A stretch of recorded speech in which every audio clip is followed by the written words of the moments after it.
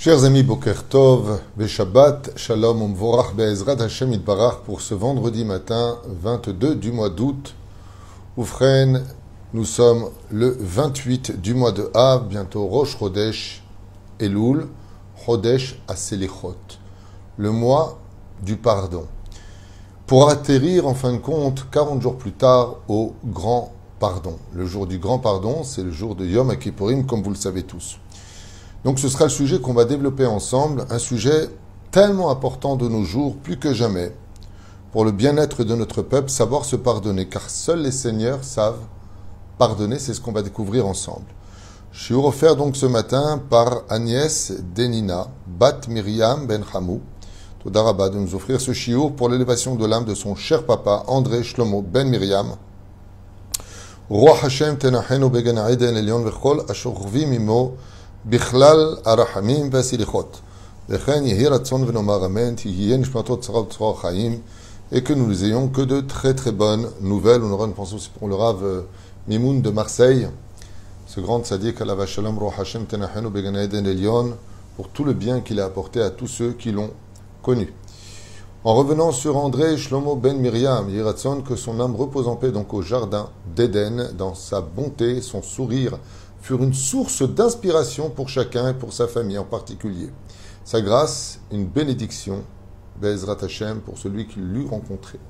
Ainsi que pour l'élévation du Rav, donc, Avraham Mimoun Ben Yocheved, qu'il prie pour nous du ciel. Vous voyez, je l'ai devancé, je n'avais pas lu tout le message, mais c'est effectivement ce matin aussi la Iloula de ce grand tzaddik qui était Avraham Mimoun Ben Yocheved, non, Yocheved, je pense que c'est plutôt ce nom-là, on a une pensée pour lui, Bezrat Hashem, faire des Teilim, que Akadosh Baruch Hu, Yishmor al kol hatzedikim shelanu lechaim tovim ushalom.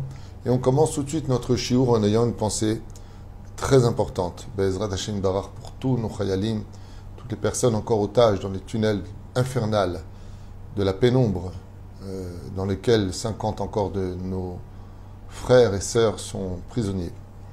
Shachem Itzeotam Inafela Lero, dans cette souffrance terrible, et qu'on a un Shabbat de Géoula, un Shabbat de gloire. Ouvre les yeux, regarde la vie, de qui on se souvient, que de ceux qui étaient dans la Torah et les Mitzvot, que de ceux qui ont laissé un sourire sur leur chemin, et on oublie très vite ceux qui nous ont fait du mal, ceux qui nous ont fait verser des larmes. On les oublie vite parce qu'on veut oublier en même temps ces mauvais souvenirs et on les laisse de côté. Et pire encore, quand on les appelle, ou quand on rappelle leur nom, on fait shmah shmah, ouf, ouf, on leur pardonne et qu'ils s'en aillent de nous. Vivez en paix mais loin de nous. C'est comme ça qu'on a l'habitude de dire des personnes qu'on a fréquentées dans ce monde, mais qui ont laissé de graves blessures dans notre âme ou sur notre cœur. Et la reine Bezrat Hashem, il y a un degré très important qui s'appelle pardonner. C'est le mois des Slichot. Et pour cela, vous allez constater bizarrement que dans le Seder des Slichot, nous allons dire quelque chose d'assez incroyable, c'est que seul celui qui est appelé Seigneur peut pardonner. Alors de quoi on parle quand on dit ça? Vous savez qu'on va chanter Adon Aselichot, mais c'est Adon, Adoni, Seigneur. Le mot Adon ne veut pas dire le mot monsieur. On le traduit comme ça. Monsieur se dit Mar en hébreu. Mais dans l'absolu, Ado, plus loin, Naï, veut dire mon Seigneur. Donc, qui est digne et qui peut pardonner? Celui qui est un Seigneur dans ce monde. Être capable de pardonner, c'est le challenge par excellence par lequel le Créateur du monde a créé ce monde. Il a créé la Teshuvah avant même de créer le monde, avant même que l'on ait fauté. Pourquoi? Parce que si on est Dieu et qu'on n'est pas capable de pardonner, en fin de compte, c'est comme les humains, qui nous, on tient rigueur, vengeance, et pire encore, quand quelqu'un nous fait du mal, on exige justice, et puis on n'a pas la patience de le voir souffrir. Vous savez, souvent, quand quelqu'un comme ça nous touche ou nous fait du mal, on dit « Ah, il n'a pas fini sa vie, il perd un jour. » Un jour, c'est maintenant que je veux le voir payer. Le Créateur du monde, lui, non seulement il prend le temps, non seulement c'est lui qui nous juge, mais c'est aussi lui qui prend notre défense. Alors c'est tout et son contraire, parce que quelque part, le Créateur du monde n'a pas d'intérêt à voir ses créatures souffrir. Il n'en a que faire. Il a créé le monde pour lui faire du bien, et non pas pour la souffrance. Donc ça reste un tant soit peu compliqué d'être le créateur du monde dans une situation aussi difficile et précaire, puisque Dieu, surtout vis-à-vis du peuple d'Israël, comme l'enseigne la Gemara dans Masechet Shabbat Kuvdal et Amud Aleph, la Gemara nous dit Bnei Yitzhak lo yurdim geinam. Les enfants d'Yitzhak ne vont pas au geinam. Et pourquoi? Pour garder le sourire. Bnei Yitzhak, celui qui sourit. Pourquoi? Parce que quand un juif souffre, Dieu souffre. Mais quand un juif sourit, Dieu sourit. Et la reine, je vous ai noté ici, Lama Behemet, le pardon est si important. D'abord et avant tout, première chose à retenir, quand on est capable de pardonner quelqu'un qui nous a fait du mal, c'est une preuve qu'on est capable de voir au-delà de celui qui nous a fait du mal. C'est-à-dire qu'on a fait un tikkun. Donc le fait de pardonner, à quoi ça ressemble? Imaginez qu'un facteur, Chas v'Shalom, vous apporte une mauvaise nouvelle, c'est-à-dire une triste nouvelle, quelque chose à payer, une amende, Chas v'Shalom, qu'on n'est pas plus loin que ça. Est-ce que le facteur devra s'excuser de vous remettre cette enveloppe? Est-ce que vous devrez le pardonner? Qu'est-ce que vous allez lui dire? Écoutez, monsieur, vous n'y êtes pour rien, vous faites votre travail, vous m'avez juste apporté cette lettre de recommandation. C'est-à-dire, cette lettre recommandée, pardon. Donc on ne va pas en vouloir au facteur. Nous sommes tous des facteurs d'une situation qui nous fait souffrir. Mais dans cette situation qui nous fait souffrir, on ne peut pas en vouloir au bâton de nous frapper, si ce n'est qu'éventuellement celui qui tenait le bâton. Donc si maintenant je commence à juger Dieu, j'ai tout perdu. Donc je ne peux pas juger celui qui tenait le bâton. À la plus forte raison, celui qui était le bâton. Car lui, sans celui qui le tenait, n'aurait jamais pu me frapper. Donc si cette souffrance est venue vers moi, c'est que je la mérite quelque part. Et donc, si je la mérite quelque part, je pourrais même à la limite presque dire merci à celui qui m'a fait du mal. Donc, beaucoup plus facile à pardonner. Prenons un exemple du Talmud. La Gemara nous dit, celui qui est marié avec une mauvaise femme ne verra pas la face du Gehinam. De nos jours, ça paraît un petit peu difficile à accepter. Vivre le Gehinam, on ne sait même pas ce que c'est. Mais vivre avec une mauvaise femme qui te répond, qui ne te respecte pas, qui te hurle dessus, qui te traite comme un moins que rien et qui voit tout comme étant un acquis, c'est très difficile à vivre. La Gemara nous dit, tu vois cette souffrance que tu as vécue avec elle, eh bien tu ne la verras pas à la face du Gehinam parce que tu l'as déjà vécue à la maison pendant ce laps de temps. Ce qui fait qu'une femme mauvaise à la maison te fait la capara toutes tes fautes et de tes réincarnations précédentes. Donc c'est une bonne ou mauvaise personne? Zotachela Gdola. La reine, on ne peut pas en vouloir et quand on est capable de pardonner, même quand on a vécu avec une personne toxique, hormis le fait qu'on n'a pas de temps à perdre, de lui pardonner, pas lui pardonner. On a vécu, on a mis un frein à tout ça, on vit autre chose. Route, avor, on passe à quelque chose de plus grand. C'est la meilleure façon de se venger d'un pervers narcissique, entre autres. Petit 1. Alors écoutez bien et notez bien, c'est tellement beau. À propos du pardon. Alors, juste avant de commencer de vous lire les quelques lignes que nous allons partager ensemble, pardonner quelqu'un ne veut pas dire pour autant reprendre des relations hyper amicales, passer des week-ends ensemble, s'inviter obligatoirement. Non. Mais rien à garder dans le cœur, c'est-à-dire pas de rancœur, pas de choses qui bloquent le mazal d'autrui. Ce qui fait qu'on t'a fait du mal, capara, toi je t'en veux pas, mais de l'autre côté, quand tu es face à une personne jalouse, mauvais œil, mauvaise, qui veut tout le temps ton mal, qui parle tout le temps du mal des uns et des autres, alors on peut lui pardonner le mal qu'il nous a fait, mais ça ne veut pas dire pour autant que je vais passer ma vie à le fréquenter. Pourquoi? Parce que cette personne n'arrête pas, donc je peux m'éloigner. Mais en tout cas, je n'en veux à personne sur terre, laissez-moi tranquille, Betoulo. Ce qui n'a rien à voir avec, par contre, ceux qui nous tuent des gens des nations du monde, comme les SS, toutes ces germanimes qui nous ont fait tellement de mal, ou ce qui s'est passé depuis le 7 octobre. Est-ce qu'on a le droit de pardonner ce qu'ils nous ont fait? Je ne sais pas. Moi, je ne pense pas. Pourquoi? Zachor tiskor et kol asher asa alecha Amalek. N'oublie jamais tout ce que tu as fait comme mal à Amalek. Donc la Torah nous ordonne de ne pas pardonner, la Torah nous ordonne de ne pas excuser. Mais il y a aussi autre chose. Il y a des moments où la Torah ne permet pas d'excuser, comme par exemple, eh bien, le Messite.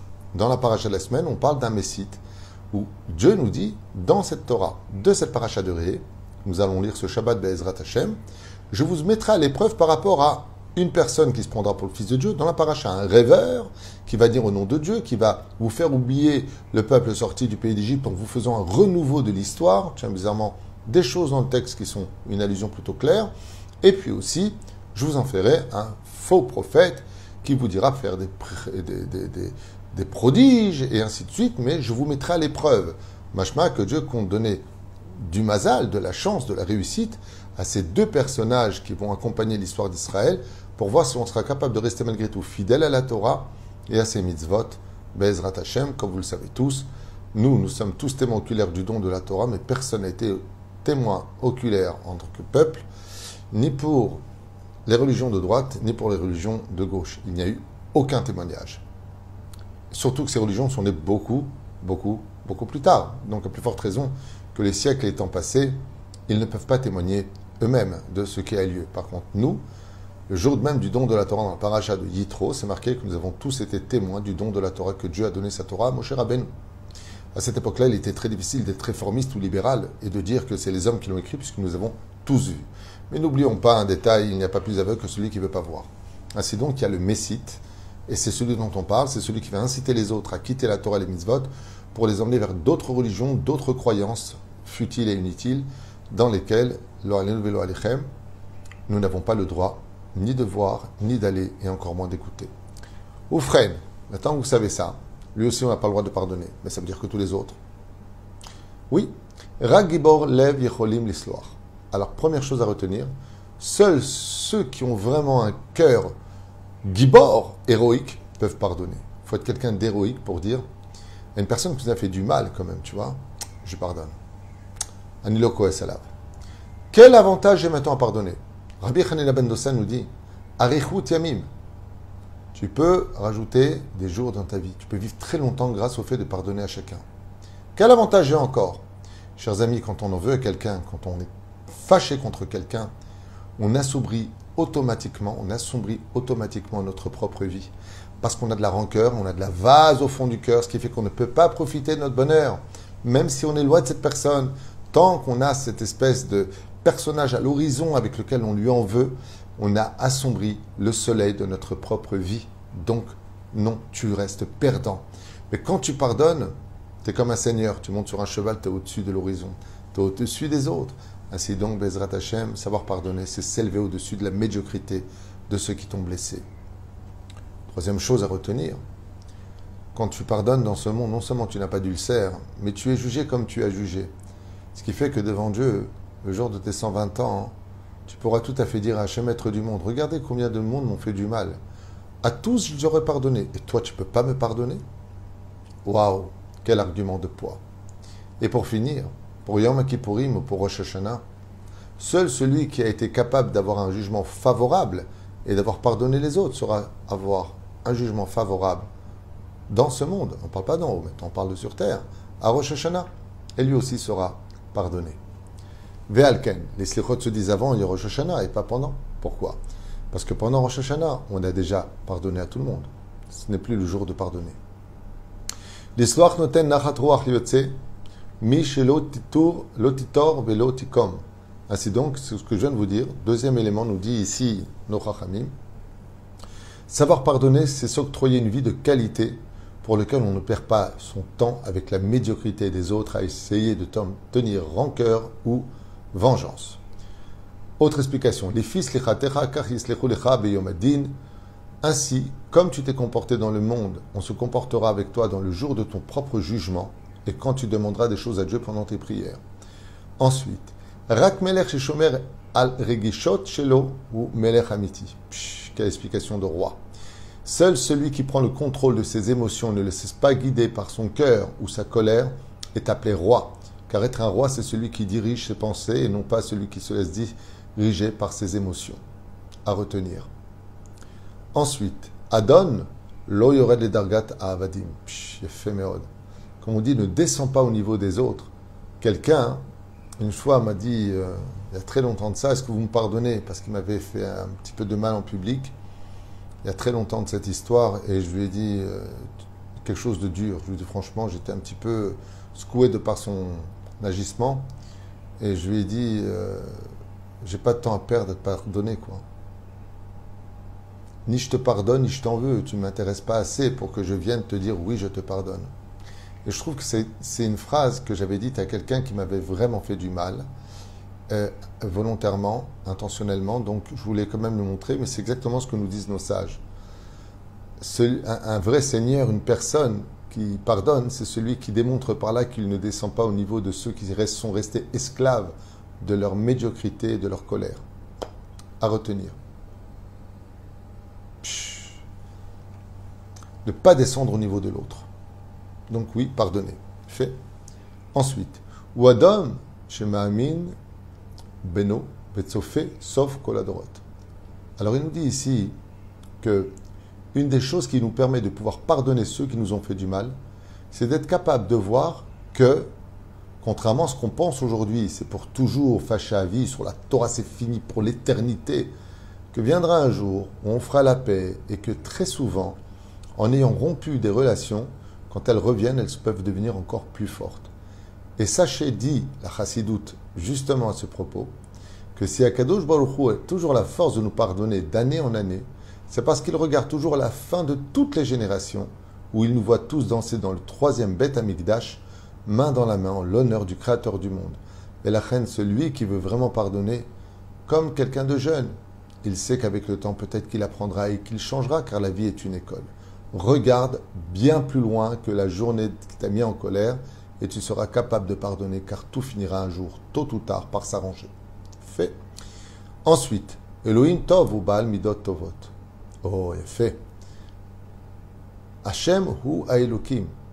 Dieu est justice, Dieu est rigueur, si on le prend selon l'attribut de Elohim. Et pourtant, on a vu que c'est très souvent Elohim qui a donné le plus de chesed dans ce monde. C'est-à-dire que si tu veux vraiment apprendre à l'autre la justesse et la rigueur, donne-lui toi-même l'exemple, tout comme Elohim, Bara Elohim et Hashem et Haaretz, qui a créé le ciel et la terre, qui est Midatadin, n'est-ce pas lui qui a créé le monde par amour? Et pourquoi nous enseigner que Elohim est rempli d'amour? Pour donner l'exemple à ceux qui sont durs dans ce monde, de radoucir leur cœur de pierre en cœur de chair et de savoir pardonner. Car pardonner, c'est vraiment montrer qu'on est un Seigneur. Mesamel Dugma Ishit. Alors ça, par contre, c'est intéressant. Hein. Il y a des gens qui vous demanderont jamais pardon. Ils sont orgueilleux, ils sont bêtes, ils sont dans leur monde, ils sont dans l'ignorance. Ils sont comme ça, ils ne sont pas mauvais dans l'absolu, mais demander pardon, pour eux, c'est une faiblesse. Et alors, ce que fait l'une des choses éducatives, pour ceux qui ne savent pas demander pardon, c'est leur donner l'exemple. Mesamel Dugma Ishit.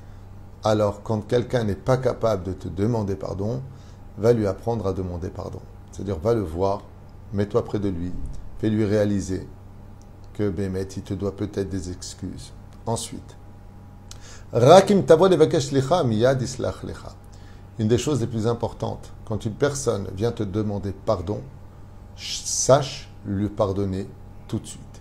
Sauf si, des fois, pour ne pas que les choses soient si facilement acquises, tu veux éduquer la personne à lui faire comprendre que les excuses qu'il t'a produites, qu'il t'a dit, qu'il t'a prodiguées, ne sont pas des excuses d'une transmission qui vient du cœur. Quand on demande pardon, il est très important de venir b'achna, de dire à la personne des mots clairs, de reconnaître ses erreurs et de promettre aussi de faire un peu plus attention pour ne pas qu'on ait constamment besoin de s'excuser. Car comme vous le savez tous, souvent au plus dans les couples, on a envie de dire à l'autre, arrête de t'excuser, tu ferais mieux d'arrêter de fauter. C'est-à-dire que si tu ne fautes pas, tu ne vas pas t'excuser. Mais de savoir demander pardon, je trouve que c'est une mise-là tellement belle que de demander pardon à l'autre si on l'a froissé, qu'il faut même essayer de devancer l'autre avant que lui prenne l'initiative de dire moi aussi je te dois des excuses. Parce qu'il n'y a pas une plus grande chose au monde que Oev Shalom Verodev Shalom. Alors, des fois, on t'a fait du mal. Et toi, qu'est-ce que tu fais? Tu vas aller voir la personne et tu vas lui dire, regarde, c'est bizarre parce que tu n'as pas très bien agi vis-à-vis de moi, mais peut-être que c'est de ma faute. Alors, si je t'ai blessé, qui a provoqué ta colère de me dire du mal, à ce moment-là, je te demande pardon. C'est un très très haut niveau. Il faut être un chassid pour arriver à un tel niveau. Un vrai chassid, pas un vêtement de chassid et je suis chassid. Il faut avoir un cœur de chassid pour être capable de donner l'exemple à une autre personne, de lui apprendre à demander pardon, alors que c'est lui qui aurait dû venir pour te demander pardon. Et pour finir, Slicha Hashem Be'ava Obeira. Alors il y a plusieurs façons vis-à-vis d'Hachem aussi de demander pardon à Dieu. Adon Aslichot, Bochen Evavot. Akadosh Baruch Hu, Nahnu Ohavim Otra. Il y a celui qui va demander pardon par amour pour Dieu. Il y a celui qui va demander pardon à Dieu parce qu'il a peur de perdre ses acquis et que Dieu se détourne de lui, chas v'shalom. Surtout, s'il vient sincèrement te demander pardon, alors pardonne et passe à autre chose. Tout comme Hachem il fait. Vous avez remarqué que tous les ans, quand arrive la période des slichot, on dit, te rends compte, ça y est, c'est fini les slichot. Dernier jour des slichot. Dernier jour des slichot. Et après, il n'y a plus de tachanounim, on ne demande plus pardon. Chazal nous disent, quand quelqu'un vient sincèrement, bien sûr, te demander pardon, te rembourser ce qu'il t'a pris, par exemple, en s'excusant, te demandant pardon, ne reviens plus sur ça. Tout comme on dit, ça y est, c'est le dernier jour des Slichot, de la même façon, c'est la dernière fois que vous parlez de ce qui s'est passé. Car le fait d'en reparler, va redemander une fois de plus ces cicatrices qui se réouvrent par le souvenir qu'il revient s'excuser. Et c'est pour cela que, comme le dit la halakha, on doit venir 3 fois. Si on est refusé pour être pardonné, 3 fois demander pardon. Et si vraiment la personne refuse, on vient avec, il y en a qui disent 10 personnes, il y en a qui disent 2 témoins, et on présente ses excuses de façon sincère. Et si la personne refuse, alors qu'il avait raison, les Averot passent chez lui parce qu'il a refusé de te demander pardon. De là, on conclut que non seulement on se doit tous de présenter nos excuses, surtout, faites attention à votre rave, faites attention à vos parents. Vous leur devez des excuses certainement quelque part car le respect est différent. À la veuve et à l'orphelin, n'oubliez pas. À des gens que vous avez omis d'inviter et qui ont été blessés. À votre voisin de synagogue ou à votre travail sous prétexte qu'il était à un poste moins important que vous. Ne vous sentez jamais supérieur à quiconque pour ne pas le blesser et ainsi donc ne pas en arriver à lui demander pardon. Le jour où on ne se demandera plus pardon les uns les autres, dans une grande moralité, c'est qu'on aura commencé à ne se faire que du bien.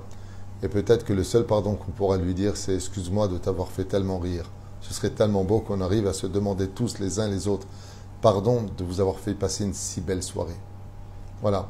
Des fois dans la vie, on utilise les choses que pour les mauvaises situations, mais il est évident que,